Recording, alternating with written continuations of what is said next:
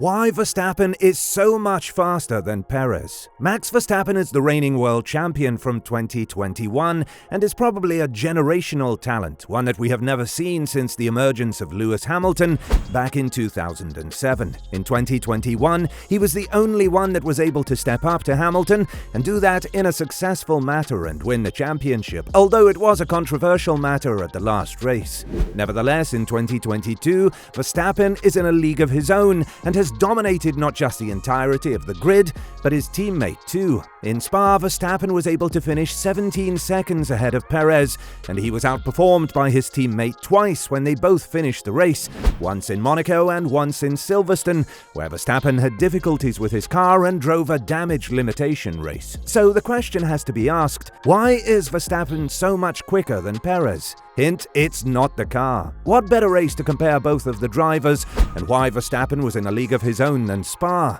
In Spa, Verstappen started P14 and was able to cruise to the field and grab the lead in lap 12, which was an astonishing feature. Apart from that, his teammate Perez wasn't even able to pass the Ferrari in pure race pace and struggled with tyre degradation very early in the race. So how does Max do it?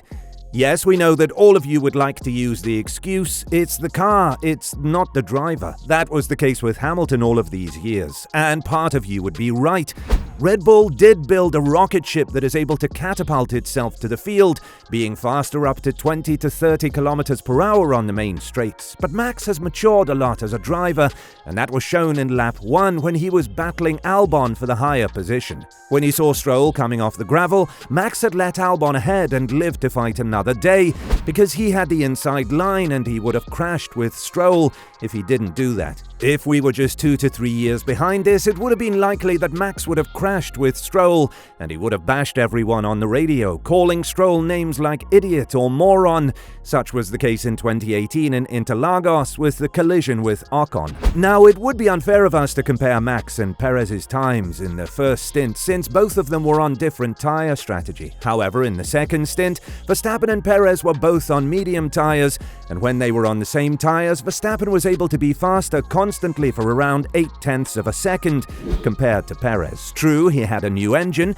and with the freshness of it comes the speed too, but it's not just in that. What's even more impressive is that Verstappen was able to keep a high race pace while battling through traffic and still maintain a good, in fact perfect tyre degradation during this stint. We remember that in the cool-down room, Sainz said that his tyres started to struggle since lap 3, while Verstappen was able to complete passes and fight for spots with much less degradation compared to Sainz and Russell, who were on a medium compound tyre.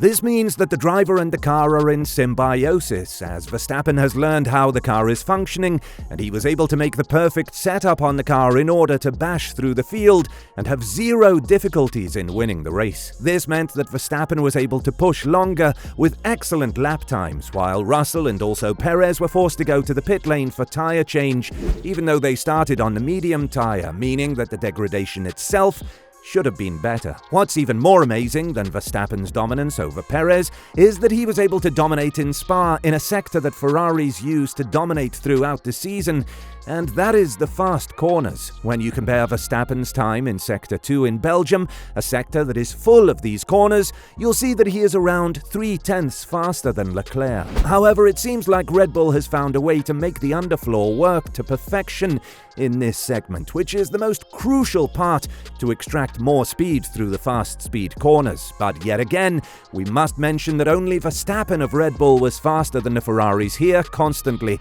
as Perez has failed to grab the pole position on Saturday, mainly because he lacked the speed and consistency in Sector 2, something that was pointed out by Helmut Marko too.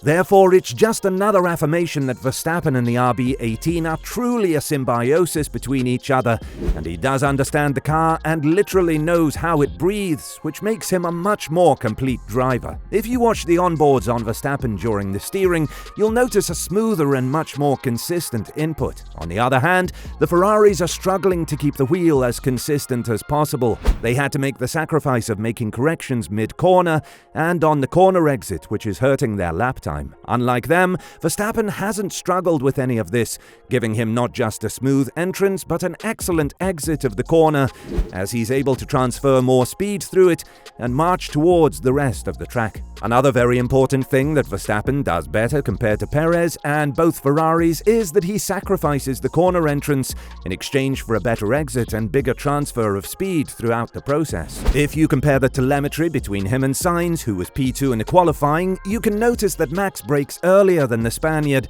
but is able to rotate the car better in the mid-corner and then transfer more speed to the corner exit. Sainz gains time in the first phase of the corner, which is the entrance, while Max gains more time out of them consistently.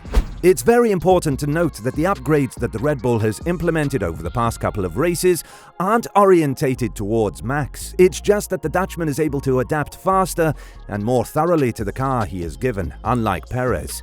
It's just that the Red Bull's way of operating suits Verstappen much more compared to Perez, simply because Max is a generational talent and has the ability to adapt to anything he is driving. So why isn't Checo able to catch up to Max, or at least be close to him? Well, when a car isn't operating the way you want it to operate, you start to struggle with tyre management. We know that Checo is very much popular with the way he's able to persevere tyres, but when he struggles to keep the car in the desired place, that means that the tyres are overheating and are degrading faster than usual. It's true that Verstappen had an advantage over Perez with his new engine, but that doesn't mean that with the new engine, Verstappen had an extra boost of 10 or 20 horsepower. It's just that Verstappen was able to turn the strap mode up to get that peak horsepower more frequently compared to Perez, given the fact that he has a brand new engine and the Mexican doesn't. When you have a brand new engine that you know doesn't have to last that much time, you can turn up the strap mode more often compared to the used ones, where the first couple of laps are more of a strategic battle and turning the strap mode off and on throughout the race. However, that doesn't tell the whole story about why Verstappen is much quicker than Perez throughout the race. Although we spoke about it before, we need to mention it again and stress the importance of tyre degradation. Verstappen was able to persevere his tyres much better than Perez and was able to experience less loss of grip. With that, he was able to have a better straight line speed and entrance in corners, unlike his teammate. If you compare Verstappen's qualifying lap with Perez and the rest of the grid, you'll notice one difference, and that is the way Verstappen is entering and exiting the corner. He was able to convert around 4 km/h more compared to Perez in turn 1, and since the next segment is Eau Rouge and Raidillon along with the Camel Straight, those 4 km/h mean a lot. This consistency continued through the middle corner too, as Verstappen was able to transfer more speed through the middle sectors than Perez and therefore be much faster than his teammate. Although Perez says that he feels distant about the car's upgrades and they are the main ones to blame when it comes to race performance, he shouldn't fool himself and he should admit that Verstappen is just able to adapt better to what he's given. What do you think about Verstappen's race pace and his immense speed? Let us know in the comments below.